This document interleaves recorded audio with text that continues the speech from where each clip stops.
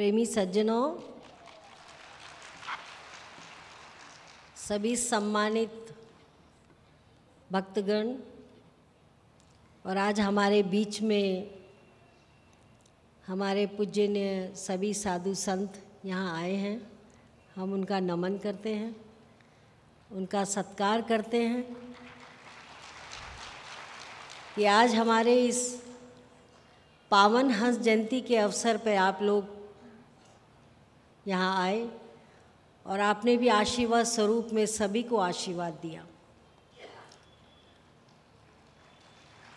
कल भी मैंने सुनाया था कि ये श्री महाराज जी की जन्मभूमि और कर्म भूमि दोनों ही है,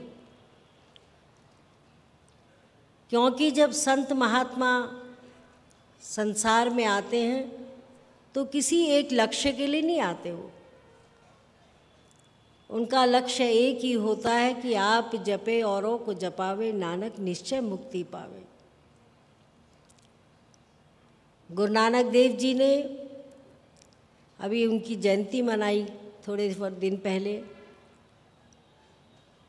वो भी एक व्यापारी के पुत्र थे और जब व्यापार करते करते 1 2 3 4 5 6 7 8 9 10 11 12 जब 13 नंबर आया तो उनके अंदर उस 13 नंबर ने बैराग प्रकट कर दिया।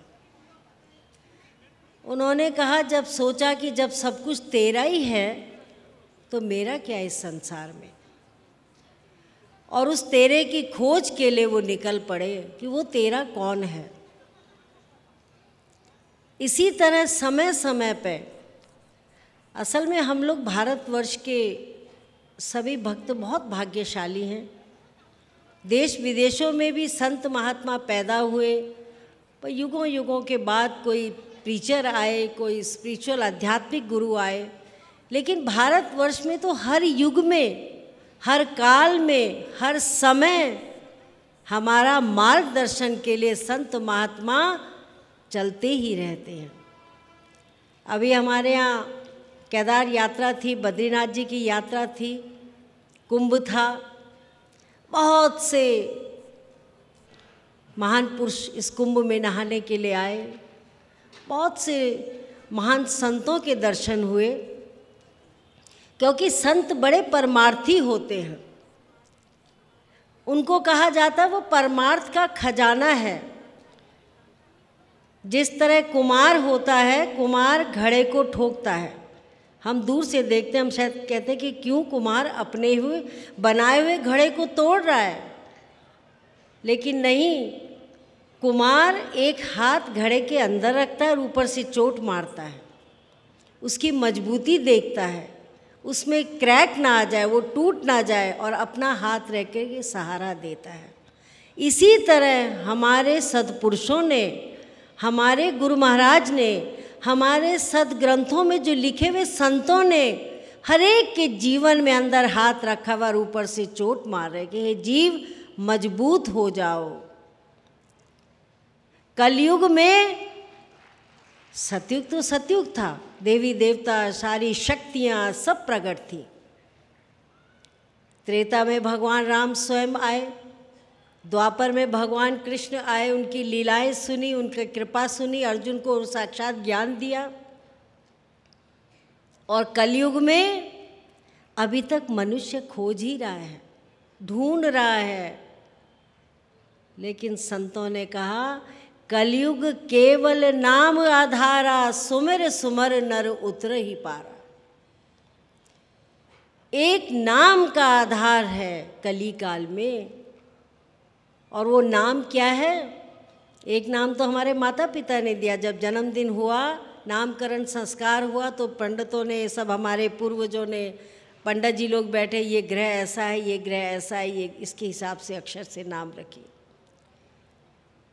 लेकिन एक नाम वो है जो अनंत काल से, जिसके लिए हमारा जन्म हुआ है, जो इस जन्म से पहले भी हमारे साथ था, जो अभी साथ है, और जब जाएंगे ये मट्टी का चोला खत्म हो जाएगा तब भी वो नाम हमारे साथ चलेगा,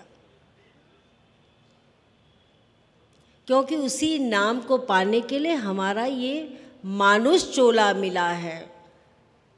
नहीं तो बहुत से 84 लाख योनियां हैं। आप गंगा जी के पास खड़े हो जाए तो रंग बिरंगी मच्छियाँ दिखेंगी, आप जंगल चले जाएंगे तो बहुत मच्छर दिखेंगे, मक्खी दिखेगी, हाथी भी दिख जाएगा आपको, बाघ भी बहुत सी योनियाँ, 84 लाख योनियाँ हैं। पर क्या सब सक्षम हैं भगवान के जानने के लिए, भगवान को पहचानने के लिए? नहीं। शरीर से विशालकाय है, हाथी जितना विशालकाय, सभी कोई व्हेल मछली होती है, बहुत बड़ी होती है, लेकिन नाम का अधिकारी तो मानव चोला ही है। इसीलिए कहा बड़े भाग्य मानुष तन पावा, सुर दुर्लभ सदग्रंथ निगावा, साधन धाम मोक्ष का द्वारा, पाइए न जई परलोक सवारा। ये मानुष चोला मिला ही साधन धाम के लिए है, मोक्ष के द्वार में जाने के लिए है। अगर हम खाली दरवाजे में लिख दें कि ये स्वर्ग का द्वार है, तो क्या हम उस स्वर्ग की प्राप्ति कर सकेंगे? नहीं। स्वर्ग की प्राप्ति तो तभी करेंगे जब हम उस स्वर्ग के रास्ते में चलने के सब अधिकार प्राप्त कर लेंगे। अभी राजा जी ने सत्संग सुना है कि जीव भटकता रहता है, ये संसार में हमारा नियम है और हम खोजते भी हैं, भगवान को पाने का प्रयास करते हैं, लेकिन भगवान तो हमारे अंदर ही है। हम 10 दिन की रामलीला देखते हैं, रामलीला में राम भी बनता है, हनुमान जी भी आते हैं, लक्ष्मण जी भी आते हैं, माँ कैकेयी, सुमित्रा, कौशल्या, सारे ही आर्टिस्ट जो होते हैं, कलाकार जो होते हैं, वो कलाकारी करते हैं। और जब रामलीला समाप्त हो जाती है तो अगर एक बार हमारे बच्चों ने घर में रामलीला कराई, अभी भी हमारे भक्त लोग कलाकार बैठे हैं, कोई हनुमान बन गया, कोई कुंभकर्ण बन गया, कोई लक्ष्मण बन गया, तो ऐसे सब बन गए। जितने रामायण में कलाकार थे, दशहरे में घर में रामायण करी, सब भक्तों के लिए रामलीला करी, तो सब कलाकार बट गए।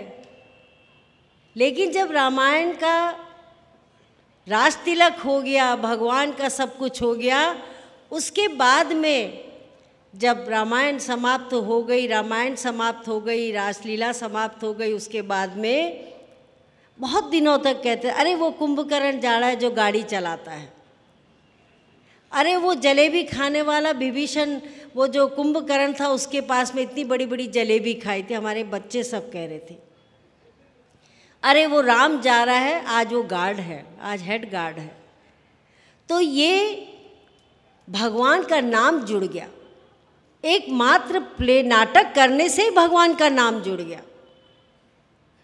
लेकिन सच में अगर हम भगवान से मिल जाएं, जीरो की कोई वैल्यू नहीं होती, जीरो की कोई कीमत नहीं होती है, पर जीरो जब किसी अंक से मिल जाता है तो वो अनेकों लाखों मात्रा में बढ़ जाते हैं। तो मानुष तोला तो एक जीरो के समान है।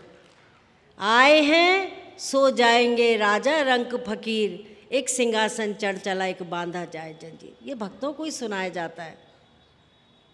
ये जो चले गए उनके लिए सुनाने के लिए नहीं है, ये जो जी रहे हैं, जिनके अंदर 21,600 बार दिन भर में हम सांस लेते हैं, आ रहा है जा रहा है, आ रहा है जा रहा है, और संत कहते हैं उस सांस को पकड़ो, सांसों में सुमिरन करो,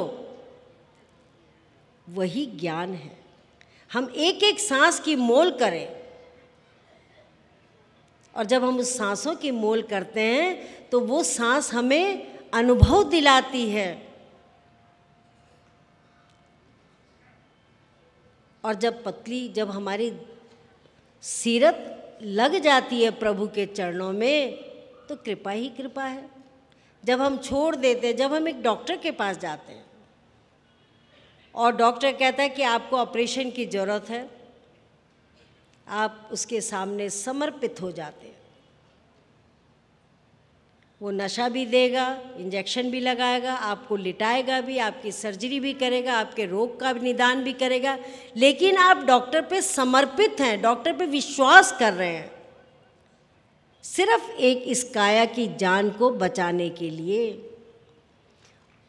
उसके जान को बचाने के लिए हम डॉक्टर के पास जा रहे हैं, पर एक दिन तो इस काया ने खत्म हो जाना है। मुट्ठी बांधा आया जगत में, हाथ पसारे चले जाना है। ये आप हरिद्वार में रोज़ देख रहे हैं, लाशें भी बह रही हैं, लाशें भी जल रही हैं। मृत्यु का कोई समय नहीं है। बहुत सी, कोई आ रहा है, कोई जा रहा है, कोई चला गया, कोई जाने को तैयार है, कोई बच्चा आ रहा है, कोई जा रहा है। ये आवागमन का रास्ता है। आया है सो जाएंगे राजा रंक फकीर, और सिंहासन कौल चढ़ता है जो उस प्रभु के परम पद को प्राप्त कर लेता है। और वो मुश्किल काम नहीं है। मीराबाई का हम इतिहास पढ़ते हैं। मीराबाई तो एक छोटी सी कन्या थी, एक बालिका थी, और घर में बारात, आंगन के नीचे से बारात चल रही थी, तो माता को तंग करने लगे कि माँ ये क्या है। तो माँ कहती है, बेटा ये शादी हो रही है, आज वो लड़की का वर आएगा, ब्याहेगा और ले जाएगा। तो बालिका होती है, कई बार बच्चे जिद करते हैं, माँ मेरा वर कौन है, मैं किसको ब्याही जाऊंगी। माँ से निरंतर प्रश्न करते करते माँ जब तंग हो जाती है, तो एक भगवान कृष्ण की मूर्ति थी, उस तरफ इशारा करती, वो तेरा पति है। बस माँ का कहना था, और मीरा ने हृदय और मन में उस विचार को डाल दिया कि वही मेरा पति है, और उसकी मूर्ति को हृदय से लगा दिया कि यही मेरा पति परमेश्वर है। अब देखिए, एक छोटी सी बालिका के दिल में एक छाप पड़ गई कि मेरा पति यही है, और वो निकल गई। विवाह भी हुआ राणा से, लेकिन उसमें राणा की छवि नहीं आई, पति परमेश्वर के रूप में भगवान की छवि उसके हृदय में आई, और ढूंढने लगी। लोक पिया परदेस बसत है, लिख लिख भेजे पाती, मेरा पिया मेरे हृदय बसत है, कबो न आती जाती। अभी हमारे आर्मी के बच्चे होते हैं, जवान, सब बॉर्डरों पे रहते हैं, तो कभी कभी उनका फ़ोन आता है, कभी कभी उनका पत्राचार होता है। लेकिन पत्नी तो सोचती है कि मेरा पति बॉर्डर में है, उस बॉर्डर में, ये बॉर्डर में, या कोई और काम में है, या कोई विदेश में व्यापार में है, सब सोचते रहते हैं। लेकिन मीराबाई भी सोचती कि लोक पिया परदेस बसत है, लिख लिख भेजे पाती। लोगों के पिया तो परदेश से पत्री चिट्ठी भेजते रहते होंगे, मेरा पिया मेरे हृदय बसत है, कबो न आती जाती। जब हमने अपने अंदर ही उस परम प्रभु की सृष्टि सारी देख ली है, उस परम प्रभु की मूर्ति स्थापित कर दी है, तो हमें तो अंदर बाहर जाने की जरूरत ही नहीं है। हम अपने अंदर ही उस प्रभु की कृपा को प्राप्त कर सकते हैं। संत कहते हैं, संत मिलन को चालिए तज माया अभिमान, ज्यों ज्यों पग आगे बढ़े कोटिन यज्ञ समान। क्योंकि संतों का जीवन तो एक दार्शनिक, एक देखने के लिए, एक शिक्षा प्राप्त करने के लिए होता है। और संत जो होते हैं बड़े परमार्थी होते हैं। मैं पहले भी सुना चुकी हूँ कि वो हमेशा आपके कल्याण की बात करते हैं। कौन सा कल्याण? इस जन्म का कल्याण नहीं, ये तो आपने बहुत भाग्य से मानुष चोला मिल गया। अब जो रास्ता जाने का है, और अगर हरिद्वार में नहीं समझ पाओगे तो दुनिया में कहीं नहीं समझ पाओगे कि जाना भी है। हरि का द्वार, रोज आ रही हैं काया, चल रही हैं, जा रही हैं, चल रही हैं, जा रही हैं, आवागमन का ये मेला लगा हुआ है। संसार भी एक मेले की तरह है। जिस तरह मेले में कोई डुगडुगी बजाने वाला होता है, कोई बंदर होता है, कोई अच्छी मिठाई वाला होगा, कोई खिलौने वाला होगा, तो हम सब आकर्षित हो जाते हैं। बच्चे आकर्षित हो जाते हैं, वो भी चाहिए, वो भी चाहिए, और एक तरफ उस जंगल में एक तरह से जंगली बन जाते हैं, मस्त हो जाते हैं, उनको सब कुछ चाहिए होता है। ऐसे ही आज मानुष की गति है। ये संसार रूपी जंगल में, बाजार रूपी जंगल में सब एक दूसरे के पीछे पड़े, एक दूसरे के पीछे पड़े। पर जाना है, अगर ये एक विचार हम सबके हृदय में आ जाए कि हम सब ने जाना है, मुट्ठी बांधा आया जगत में हाथ पसारे चले जाना है। सत्संग क्यों किया जाता है? सत्संग इसलिए किया जाता है कि जीव सत्संग के द्वारा, देखिए आजकल समय नहीं है लोगों के पास। अभी राजा जी सुना रहे थे, गूगल भी है, इंटरनेट भी है, सब कुछ है, पर इतनी ज़्यादा इन्फॉर्मेशन आ रही है कि आदमी जो है पागल होता जा रहा है। हर चीज़ की इन्फॉर्मेशन है उसमें, हर चीज़ का बयां कर रहा है, कौन से देश में क्या हो रहा है, सब कुछ है। लेकिन भक्त को क्या चाहिए? एक प्यासे को क्या चाहिए? जल, अमृत जल, तभी हम सबकी प्यास बुझती है। तो जो समागम होता है, संत सम्मेलन होते हैं, ये हमें एक आदेश देते हैं, एक सिखाते हैं हमें कि हे जीव, बार बार सत्संग से सुन करके समझ भी आती है। आपको याद होगा शुरू में जब हम स्कूलों में पढ़ते थे, जब अध्यापक लोग होते थे, तो वो उस समय तो, अब तो उनको टेबल्स कहते हैं, पर पहले उनको पहाड़े करते थे और इतना रटा देते थे कि जीवन भर वो उस पहाड़े को भूल नहीं पाता था। इतना अच्छा रटा देते थे। तो वही रटन जो है संसार में जीव की लगी है। राजा जनक को कोई कमी नहीं थी, राजा जनक भी राजा जनक था। राजा जनक जब आखेट के लिए जाते हैं तो सोना तो क्या था, ऐसे थोड़ा आराम कर रहे थे, फिर वो अपने लिए खिचड़ी पकाते हैं। सपने में देखते हैं वो एक बैल आया और उस खिचड़ी को रोंद के चला गया, और वो भूख से व्याकुल हो रहे हैं। जंगल में उनको खिचड़ी जो बनाई थी वो भी प्राप्त नहीं हुई है, वो भी बैल रोंद के चला गया और वो रो रहे हैं। लेकिन जब वो रो रो के उनके आँखों में आंसू की धारा बह रही है, बेचैन हो रहे हैं, तो नींद खुलती है तो देखते हैं वो तो सोने चांदी के पलंग में सोए हैं। आंसू देखे तो सत्य है, बेचैनी भी है, मन भी चंचल है, मन भी दुखी है, तो सत्य क्या है? फिर उनको वही सत्य क्या है ने खोज के रास्ते में लगा दिया। जब देखते हैं वो मंत्री खड़े हैं, उनके उठते ही सब इकट्ठा हो गए, क्या चाहिए महाराज, क्या चाहिए महाराज, क्या हुआ, सब उनके आगे पीछे घूमने लगते हैं। तो वो कहते हैं मैं पल भर पहले तो मैं रो रहा था एक खिचड़ी के लिए, एक बैल ने खिचड़ी रोंदी, मैं उसके लिए रो रहा था, और मैं यहाँ राजा हूँ। तो सत्य क्या है?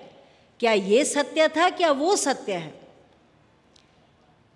और उसी प्रश्न ने उनको कचोट दिया, ढूंढने की प्रेरणा दे दी कि सत्य क्या है।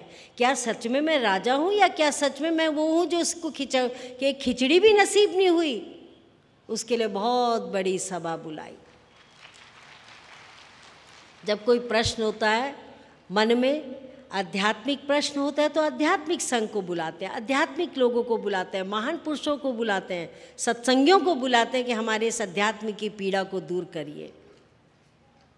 जब कोई पढ़ाई का प्रश्न होता है तो अध्यापकों को बुलाते हैं, या जब कोई केमिस्ट्री से रिलेटेड होगा तो केमिस्ट्री वाले प्रोफेसर को बुलाएंगे। किसी भी चीज़ से जो संबंधित होगा हम उसी टीचर को बुलाएंगे। तो राजा ने मुनादी करा दी कि जो मेरे इस प्रश्न का उत्तर देगा वही मेरा कल्याण करेगा, वही मैं उनका ही अनुयायी बनूंगा। बहुत आए, बहुत लोग आए, बड़े बड़े सृष्टिकर्ता, दृष्टिकर्ता, बड़े बड़े पढ़े लिखे संत महात्मा सब आए। और पूरे दरबार में जब अष्टावक्र जी चलते आते हैं तो सब दरबारी हंसने लग जाते हैं, क्योंकि अष्टावक्र जी का शरीर टेढ़ा मेढ़ा था। तो कहते नहीं, जिस तरह गन्ना टेढ़ा मेढ़ा होता है पर उसका रस मीठा होता है। तो अष्टावक्र जी से सभी से प्रश्न पूछा, किसी ने अपने अपने हिसाब से उत्तर दिया। राजा जनक ने अष्टावक्र के चरणों में प्रणाम किया, कहा महाराज मेरे इस प्रश्न का उत्तर दीजिए, ये मेरा प्रश्न है, क्या वो सत्य था या ये सत्य है? क्या मैं राजन हूँ या मैं भिखारी हूँ, या मेरे आंसू? सारे प्रश्न हृदय खोल करके अष्टावक्र के सामने रख दिए। अष्टावक्र जी कहते हैं कि हे राजन, ना ये सत्य है ना वो सत्य है, ना तू राजा है पर कल राजा नहीं रहेगा, ये भी सत्य नहीं है, कल तो जाना है। और जो स्वप्न में देखा वो तो स्वप्न ही था, वो भी सत्य नहीं है। सत्य तो कुछ और ही है। उस सत्य को जानने के लिए हमें ये मानुष चोला मिला है। इसीलिए कहा बड़े भाग्य मानुष तन पावा, सुर दुर्लभ सदग्रंथ निगावा। साधन धाम मोक्ष का ये द्वार है, पाइए न जय परलोक सवारा। इसीलिए राजन के अंदर जो थी एक जागृति आई। देखो हर समय हमें कोई जगाने वाला मिल जाता है, ऐसी बात नहीं मिलता। अगर हमारे अंदर चाह होती है, जब चाह होती है तो राह भी बन जाती है। हमें जब संतों से मिलना होता है, महान पुरुषों के दर्शनों को मिलना होता है, हम एक ठान लेते हैं कि हमें उस तीर्थ यात्रा में जाना है, तो हम चल पड़ते हैं।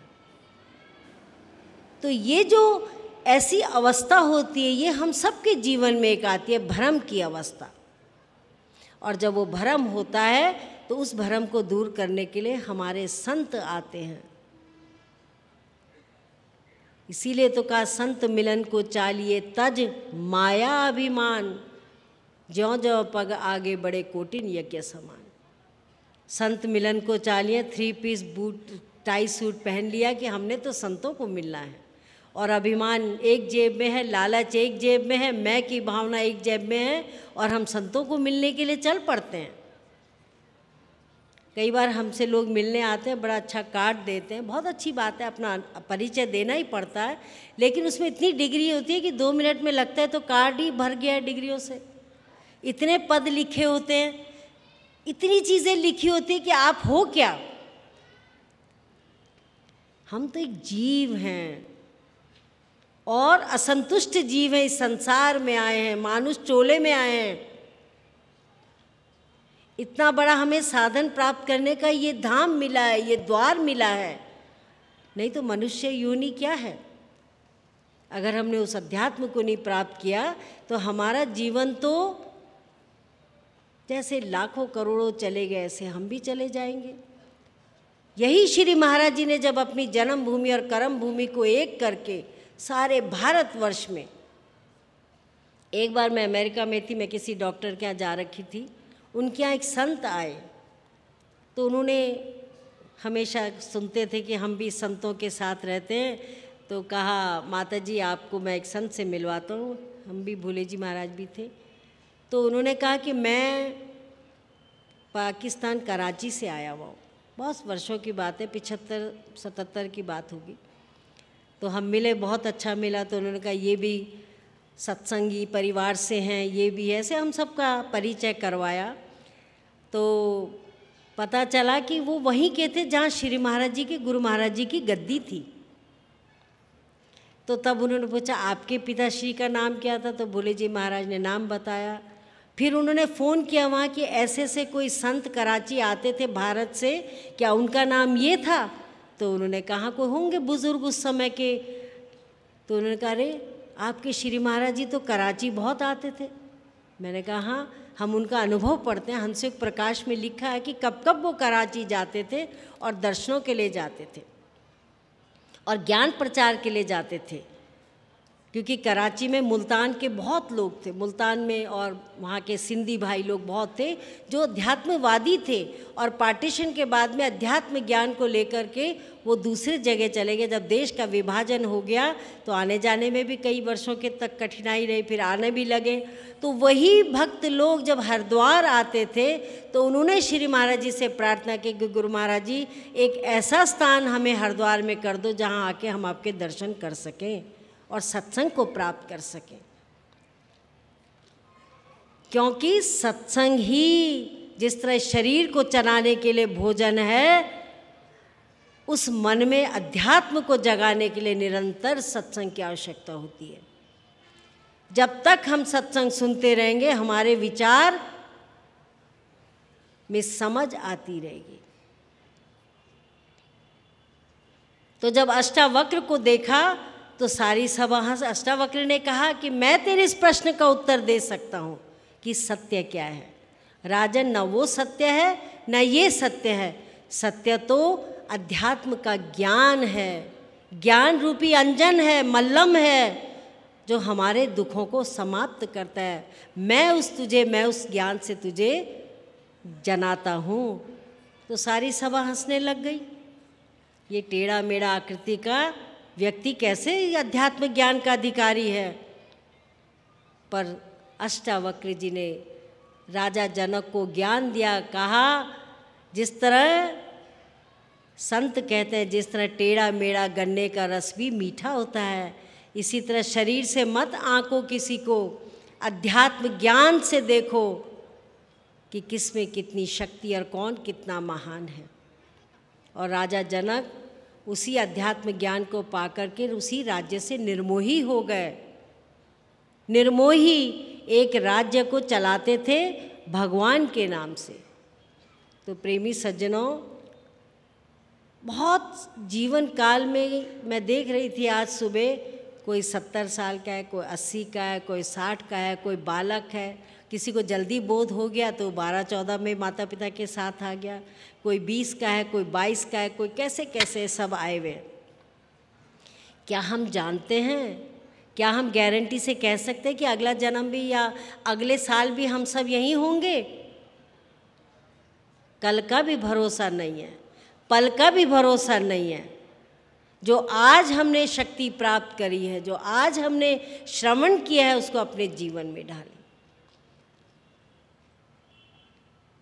नारद जी रोज भगवान के पास जाते थे, लेकिन नारद जी का संत महात्मा अलग से अलग आसन लगा देते थे, क्योंकि नारद ज्ञानी नहीं थे तब। लेकिन संतों के बहुत बड़ा कथा में आता है कि नारद जी ने फिर प्रश्न पूछा और उनको अध्यात्म का ज्ञान मिला। तो ये सब जो हमारे लिए इतिहास बने हुए, धार्मिक शास्त्र बने हुए, हम अपने गुरुओं की वाणी को पढ़ते हैं। हम समाज में बड़े बड़े इतिहासकारों से पूछते हैं कि भैया हर काल में क्या उपलब्ध है। सतयुग में तो स्पष्ट भगवान आए, द्वापर में भी भगवान है, किसी ने पहचाना किसी ने नहीं पहचाना। वहीं कंस था, वहीं बालकाल के दोस्त थे, सबने पहचाना। त्रेता में राम आए, वही भिल्ली थी और वहीं रावण भी था। सभी सब हर युग में हर काल में मौजूद है। लेकिन कलयुग के लिए कहा जाता है, जो आज कलयुग की परिस्थिति है, आज जो हो रहा है वो सचमुच में ही कली काल है। इसीलिए कहा, कलयुग केवल नाम आधारा, सुमर सुमर नर उतर ही पारा। कलयुग में केवल नाम का आधार है। जब प्यास लगती है तो हम जल स्रोतों को ढूंढते हैं, जब भूख लगती है हम भोजन की तरफ जाते हैं, और जब अध्यात्म की प्यास लगेगी, जब वो आत्मा की प्यास लगती है, तो कहाँ जाएंगे? ज्ञान को खोजने के लिए, उस शक्ति को खोजने के लिए, जो शक्ति हमें उस प्यास को बुझा देती है। इसीलिए ज्ञान अंजन सतगुरु दिया, अनादिकाल से संतों ने कहा है। और कितने ही लोगों का जीवन का कल्याण होगा। जब हम एक कार्यक्रम में मिलते हैं और दूसरे, अभी हम लोग जब आसाम गए, मुझे बड़ा अचंभा लगा कि एक भारत में ही आसाम भी है। अभी ये लोग पदम, जो लेह से भी 400-450 किलोमीटर दूर है, वहाँ से ये भक्त लोग आए। और जब वहाँ सेवाएं शुरू हुई तो उन लोगों को बड़ा अचंभा हुआ कि कौन है जो यहाँ आकर के हमें पूछ रहा है। उनके यहाँ दवाई गई, शिक्षा का सामान गया। सबसे पहले मुझे याद है 6-7 साल पहले बच्चों के लिए ठंड की जैकेट गई थी, काफ़ी वर्ष हो गए उसको, और जूता गया था, स्कूल बैग गए थे। तो वो अपने स्कूल बैग को कई बार टटोल के देख रहे थे कि ऐसा भी क्या स्कूल बैग होता है या ऐसे, क्योंकि वहाँ रिमोट बिल्कुल, जैसे आपको बताया जा रहा था कि ठंड भी मुश्किल, गर्मी भी मुश्किल है। ऐसी जगह में जब सेवा गई तो लोग अचंभित हो गए कि किसने सोचा होगा। और अच्छी तरह से वहाँ सेवा हो रही है, मेडिकल कैंप लगे हुए हैं, सब कुछ है। बहुत लेडीज़ बेचारी परेशान हैं, बीमार हैं, रोगी हैं, और बड़ी सेवा हो रही है।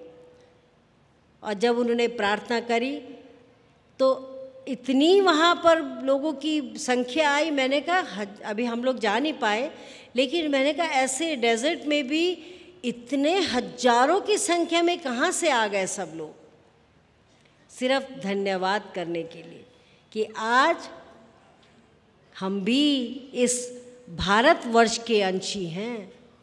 और ऐसे बहुत से राज्य हैं। अभी हम लोग नॉर्थ ईस्ट गए थे बॉर्डर पे, कल हमारे नॉर्थ ईस्ट से आए हुए थे। सारे बॉर्डरों पे बहुत अच्छे अच्छे उत्सव किए जा रहे हैं, उमंग उत्सव के नाम से किया जा रहा है, जिससे वहाँ के लोगों के अंदर उमंग आए, वहाँ के लोगों के अंदर एक एनर्जी आए कि हम भी इस स्वर्ण भूमि के हकदार हैं, हम भी भारतवासी हैं। और जब भारतवासी का नाम लग जाएगा तो स्वतः ही हमारे बच्चे, हमारी आने वाली पीढ़ी उस धर्म से जुड़ी रहेगी। तो धर्म से जुड़ने के बाद में अधर्मी नहीं हो पाता कोई। तब तो एक ही राग में लगता है कि हे प्रभु मेरे जीवन को चलाओ, आप ही हो चलाने वाले। मैं तो कठपुतली, जिस तरह आपने कठपुतली का डांस देखा होगा, एक धागे वाला पीछे बैठा रहता है पर्दे के और सबकी कठपुतलियों को नचाता रहता है। उसमें रावण भी नचा देगा, राम भी बना देगा, सबको बना देगा। और बाद में सारे धागों को खींचा तो वो पस्त गिर जाती हैं। यही जीव की गति है, हम सब कठपुतली हैं और नचाने वाला अपना खेल दिखा रहा है। अभिमान करना होगा तो यही रह जाएगा, क्योंकि जब मैं था तब हरि नहीं, अब हरि है मैं नाही, और प्रेम गलियती साकरी तामे दो न समाई। मैं कौन? मेरा अभिमान। मैं डॉक्टर हूँ, मैं प्रोफेसर हूँ, मैं फलाना हूँ, मैं साहित्यकार हूँ, सब ऐसे नहीं हैं। पर जो अभिमान होता है, मैं ये हूँ, मैं वो हूँ। बहुत से लोग होते हैं जिनको बड़ा अभिमान है, लेकिन क्या हो जाता है? जब मैं था तब हरि नहीं, अब हरि है मैं नाई। और जब पता चलता है कि सब तो कठपुतली की तरह हैं, अब हरि है मैं नाई, वो मैं की भावना समाप्त हो जाती है, वो अभिमान की भावना समाप्त हो जाती है। और अभिमान जब समाप्त हो जाता है तो हमारा हृदय सबको लेने के लिए तैयार हो जाता है, सारी सृष्टि को समझने के लिए तैयार हो जाता है, भाषा से भी परे है। जब आपको प्यास लगेगी, कोई भी देश का होगा वो यूं इशारा करेगा तो पानी तो देंगे उसको। जब भूख लगती है, कोई भी भाषा होगा वो यूं इशारा करेगा, वो भाषा ही और है, इन सब भाषाओं से परे है। और जब अध्यात्म की अशांति होती है तो मनुष्य भटक जाता है, भटकता रहता है। जिस तरह मीराबाई गली गली में श्याम को ढूंढती थी, गली गली में भगवान को ढूंढती थी, और जब सच्चे सद्गुरु मिले, सत्पुरुष मिले, तो अध्यात्म के ज्ञान को जान के मीरा हर में हर जगह भगवान को देखती थी। आज हम बद्रीनाथ जी जाते हैं, केदारनाथ जी जाते हैं, गंगोत्री जाते हैं, तीर्थ यात्रा करते हैं, तो वहाँ से क्या शक्ति मिलती है कि ऐसे बेहद घने जंगलों के बीच में, ऐसे भयंकर जगहों में भी हमारे तीर्थ बने हैं। किसने सोचा होगा ये तीर्थ बनाने का? आज सोच भी नहीं सकते। आज के इंजीनियर, आर्किटेक्ट हैरान रह जाते हैं कि बद्रीनाथ जी का या केदारनाथ जी का इतनी बड़ी आपदा के बाद में क्या स्ट्रक्चर होगा जो वहाँ मौजूद है। हमेशा से जो प्रभु की लीला होती है वो प्रभु का दास ही समझ पाता है। इसलिए प्रेमी सज्जनों, ये 2 दिन का सम्मेलन जो हुआ, ये मुझे लगता है कि हम सब के लिए एक आई ओपनिंग था। एक तो आँखें हैं जो दिन रात देख रही है, और जो हमारे सोए हुए नेत्र हैं वो जगमगा गए, वो खुल गए कि हम अपने आप को जानें और अपने आप को हम आपुन आप ही में पायो। क्योंकि जब मीराबाई ने पा लिया तो कहती, लोक पिया परदेस बसत है, लिख लिख भेजे पाती, मेरा पिया मेरे हृदय बसत है, कबो न आती जाती। तो ऐसे ज्ञान का खजाना और ऐसे पिया की तस्वीर अपने हृदय में ले जाओ कि ना वो बाहर जा सके और ना वो बाहर भटक करके अंदर आ सके। क्योंकि हमारा ही मनुष्य चोला है और इस मनुष्य चोले में हमने सारी उपलब्धियां प्राप्त करनी है। ये हमारे पास में भी बीरू आया, जब पहली बार हम नंदा जात यात्रा में गए थे, बहुत आनंदमय यात्रा थी। तो ये व्हील चेयर में चल रहा था। मैंने इनको बोला, मैं कहा तुम्हें परेशानी नहीं हो रही है? इस पहाड़ में पत्थर है, कहीं कुछ है, इसकी मैंने ऊर्जा देखी, इसका मैंने प्रेम देखा, इसका मैंने कहा तुम कितने भगवान के उस माँ भगवती के लिए कितने, देखो कितना कठिन रास्ता, अच्छा खासा भी जो है घबरा जाता है उन पहाड़ियों को देख करके। और इसने हमारे साथ यात्रा करी, हम लोगों ने जगह जगह भंडारे किए और ये सब जगह था, सब जगह मौजूद था। और अभी भी माँ भगवती की ऐसी आराधना गाता है कि सच में ही लगता है कि शरीर से भी कमज़ोर समझना नहीं चाहिए, मन से शक्तिशाली समझना चाहिए। और ये बना आज भजन गाता है इतने अच्छे अच्छे माँ भगवती के। तो ऐसे बहुत से उदाहरण हैं हमारे जीवन में, बहुत से उदाहरण हैं जिनको देख करके हमें ऊर्जा मिलती है, अपने को चलाने का साहस मिलता है। तो गुरु महाराज जी एक ही संदेश देते हैं कि अपने आप को जानो, किसी भी रूप में ढूंढो, जिन ढूंढा तिन पाइयाँ गहरे पानी पैठ, मैं बावरी ढूंढन गई रही किनारे बैठ। बहुत सी माता बहनें गए, गंगा जी से डर लग रहा है, ठंडी है, बाहर बैठ गए, थोड़े फूल डाल दिए, माँ गंगा माफ़ करना हम नहा नहीं सके। और कईयों ने तुरंत डुबकी लगाई, अपना अमृत प्राप्त किया, बाहर निकल गए। तो हर एक जीव का अपना व्यवहार होता है, लेकिन जो आनंद डुबकी लगाने वाले को आया होगा वो छींटे लगाने वाले को नहीं आया होगा इतना। तो हम शामिल तो हो जाते हैं ज्ञान यज्ञ में, लेकिन सोचते हैं भगवान, जैसे भी राज जी सुना रहे, मांगते सब हैं, सब मांगते, कौन नहीं मांगेगा। अनाथों का नाथ है, उससे तो सब मांगेंगे ही, और वो देता भी है, बहुत देता है, पर भावना जान करके। हमारी श्री माता जी एक भजन गाती थी, भाव का भूखा मैं हूँ, भाव ही एक सार है। मैं सिर्फ भाव का भूखा हूँ, भाव ही एक सार है, और भाव के बिन मुझको भजे तो, भाव से मुझको भजे तो भव से बेड़ा पार है। अब बताइए कितना बड़ा भाव का अर्थ है कि भाव से मुझको भजे तो तेरा भाव बड़ से क्या नाम, तेरा पार है, बेड़ा पार है। और भाव बिन मुझको भजे तो मैं उसे पाता नहीं। क्योंकि हम लोग भोग लगाते, सभी ऐसा करते। आज मन खीर खाने का आया तो खीर का भोग लगा दो, हलवे खाने का आया तो हलवे का भोग लगा दो, आज अच्छी चीज़ खाने का मन है तो उसका भोग लगा दो। भगवान ये नहीं कह रही मूर्ति की अच्छा नहीं है मत दो मुझे, ये तो हम लोगों का भाव है। भाव से भक्ति करेंगे तो भव से बेड़ा पार है। ये भव सागर है, इससे बेड़ा पार करने का एकमात्र है कि हम भाव से भक्ति को करें। राजा जनक ने अष्टावक्र की बात समझी, और अष्टावक्र ने जब अध्यात्म का ज्ञान दिया तो राजा जनक की दुनिया पलट गई। उन्होंने अपने राजपाट को भी ऐसे चलाया जैसे मालिक चला रहा है। वही करता धरता है, हम तो पुतले हैं, जिस तरह वो पुतलों को चलाता है। यही क्रिया, यही भगवान की लीला है। इसको ही तो समझना है कि हम थोड़े समय के लिए आए हैं, उसमें हमें सुकर्म करने हैं, और वो सुकर्म करने हैं जिस सुकर्मों से हम ऐसी खेती बो चले कि आगे का आने वाली पीढ़ी भी उसको देख करके आगे बढ़ती जाए, और ऐसे कर्म करे। तो बहुत सा सागर है, इतिहास है, अध्यात्म के सागर हैं, अध्यात्म की चर्चाएं हैं, अध्यात्म का अनुभव है। लेकिन कथाकार सुनाते ही रहेंगे, पर भाव एक ही छोटा सा है कि अपने को जानो। अपने को अगर नहीं जानेंगे तो ऐसे भटेंगे, फिर तो राम नाम सत्य है। फिर भी अंतिम समय वही सब बोलेंगे राम नाम सत्य है, आपकी जय जयकार कोई नहीं करेगा। कहेंगे राम नाम सत्य है, सत्य बोलो गत। तो जहाँ तक हम लोगों का सत्संग के द्वारा अनुभव है, महान पुरुषों के वचनों के द्वारा जो अनुभव है, उसको हम सुनाते कि हे जीव, अपने जीवन को हम बदल सकते हैं।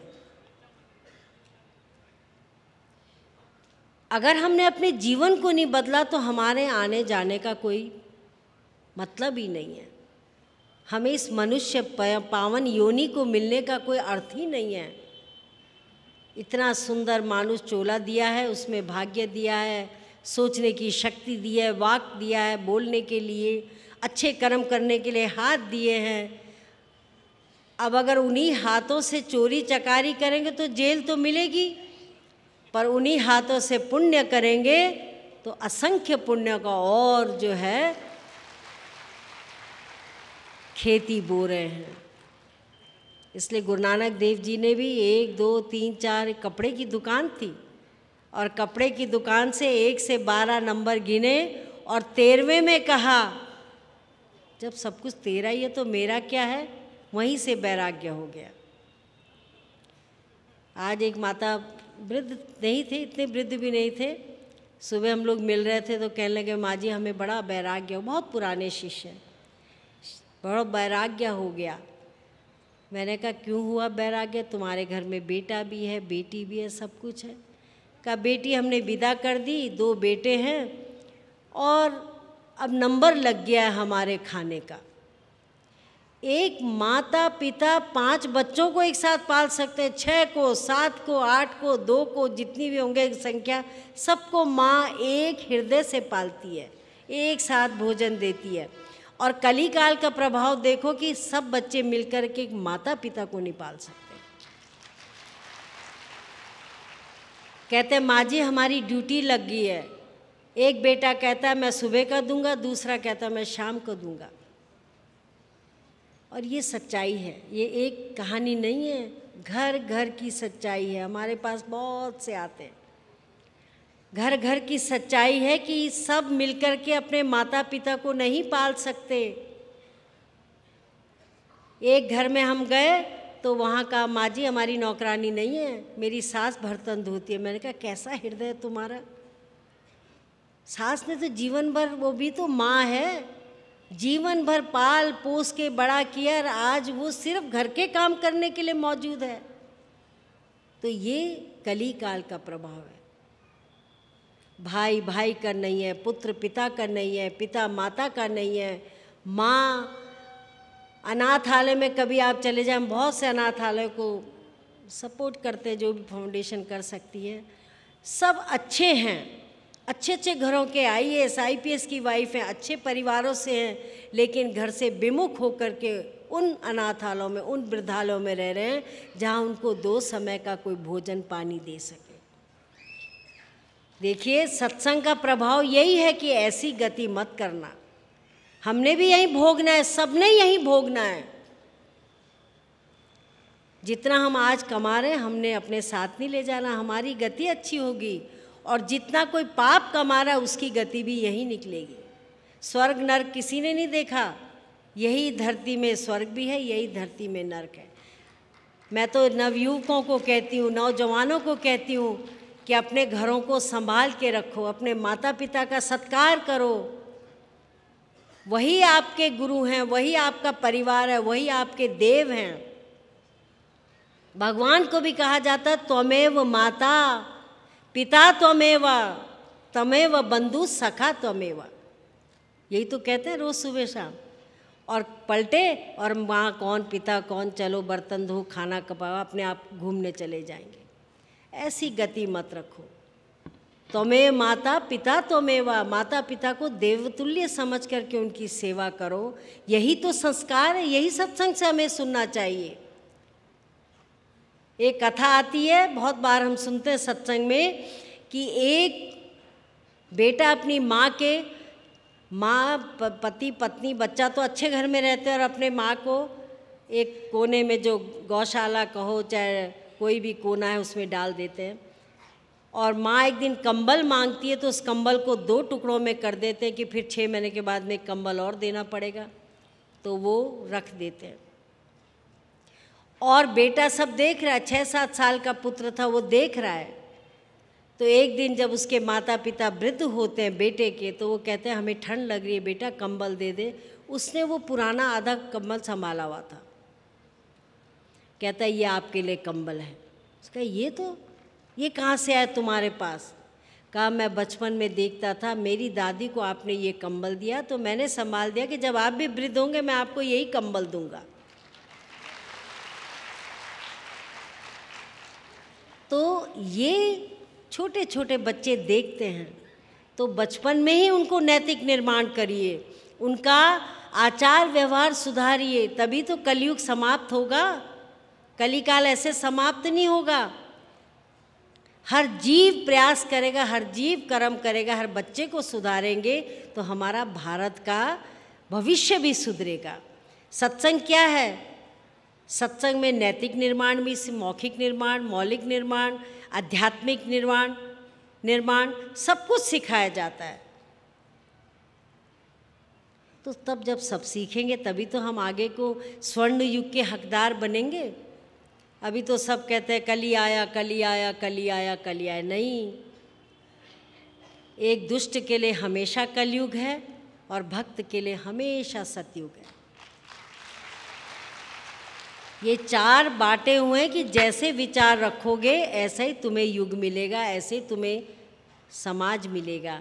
इसलिए प्रेमी सज्जनों, सत्संग को ये नहीं कि उठेंगे और पल्ला झाड़ देंगे, एक एक शब्द को सुमिरन करो। जिसने भी सुनाया है अच्छी बात को ग्रहण करिए, और जब ग्रहण करेंगे तो हमारा जीवन भी धन्य होगा। हम कई दिन तक हम उसको पालन पोषण करते हैं, संतों की बातों को सुनते हैं।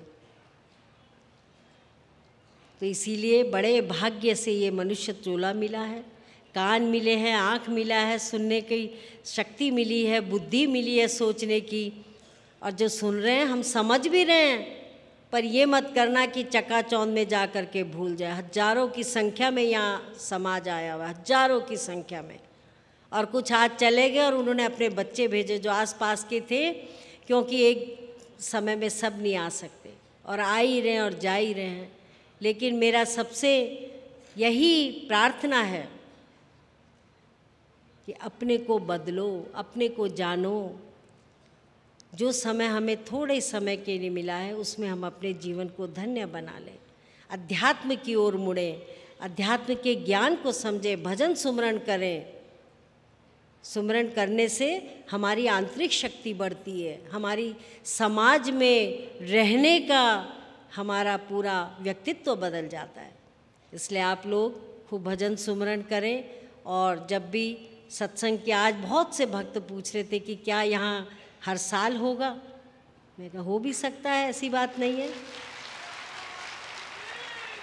तो क्योंकि हरिद्वार ऐसा है कि गंगा भी नहा रहे हैं और सत्संग भी सुन रहे हैं। एक तो शरीर को धो रहे हैं, मन को, मैल को धो रहे हैं, और सत्संग द्वारा हम मन की गंदगी को दूर कर रहे हैं। तो दोनों ही तरफ से ये हमारे लिए बहुत पावन है। और फिर हमारे श्री महाराज जी की जन्मभूमि भी है, कर्म भूमि भी है। जब हमने हंस फाउंडेशन की शुरुआत करी तो उत्तराखंड से ही करी, पहले उनके गांव से करी, पहले उनके क्षेत्र से करी कि जिस क्षेत्र ने ऐसे महान को पैदा किया, जिस क्षेत्र ने ऐसे महान शक्ति हम सबको दी कि हम आज उनके नाम से जुड़े हैं, उनके हम अंश का हिस्सा बने हैं, उनकी शिक्षाओं को हम आगे बढ़ा रहे हैं, ये उनका ही आशीर्वाद है। तो इसलिए प्रभु के आशीर्वाद से, गुरु महाराज जी से मैं यही आशीर्वाद मांगती हूँ कि आप सबका, हम सब का कल्याण हो। हम सब उस रास्ते पे चले जिस रास्ते में हम औरों का भी कल्याण सकें, औरों का कल्याण कर सकें। बहुत से शिक्षा के संस्थान खुल रहे हैं, स्वास्थ्य के संस्थान खुल रहे हैं, क्योंकि स्वास्थ्य की पीड़ा बहुत खराब है। जो शरीर की पीड़ा है बहुत खराब होती है। जब शरीर में स्वस्थ नहीं रहते तो मन भी नहीं लगता। दर्द होगा शरीर में तो कभी मन लगेगा? नहीं लग सकता। बहुत ही ज्ञानी जन होगा जो अपने मन को लगा के रखेगा। तो आप लोग गुरु महाराज जी की इस कृपा को समझें। और मुझे तो जहाँ तक आज हम यही सोच रहे थे कि हम हर वर्ष श्री महाराज जी की जयंती यही मनाएं और उनकी याद में और भी अच्छे काम करें और भी अपने को हम शक्तिशाली बनाएं कि उनकी याद में हम ऐसे कार्य करें जिससे कि जनमानस को हम थोड़ा सुख शांति दे सकें। इन्हीं शब्दों के साथ बहुत बहुत नमस्कार, बहुत बहुत आशीर्वाद। और आप सभी को संत महात्मा आए हैं, हमें बड़ा अच्छा लगा। वैसे बहुत से हमारे जो उत्तराखंड के सभी प्रार्थना कर रहे थे, हम भी आए। मैंने कहा भैया यहाँ तो एक समागम है और सत्संग का बहुत बड़ा एक महत्वपूर्ण समय होता है, शायद हम समय ना दे सकें, पर फिर भी आप आए, हमें बहुत अच्छा लगा। और आगे भविष्य में हम आपके आश्रम में आएंगे और ज़रूर वहाँ आपसे मिलेंगे। सबको बहुत बहुत धन्यवाद और आशीर्वाद।